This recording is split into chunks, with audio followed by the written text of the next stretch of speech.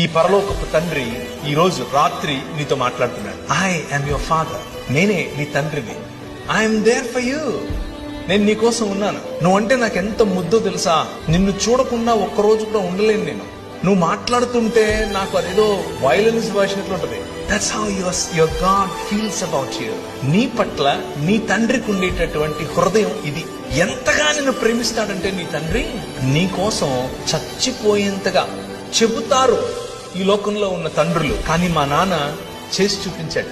వచ్చి మనందరినీ మళ్ళీ ఒక్క కుటుంబంగా చేయటం కోసం తన శరీరాన్ని విరిచాడు. రూపాంతరము చెందించటం కోసం రూపురేఖలు లేకుండా పోయాడు. ఆయన తన శరీరాన్ని నాటాడు. ఒక విత్తనము వలె విరిగాడు.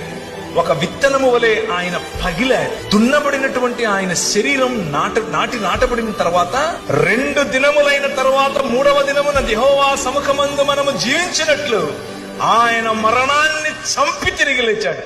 That is your father.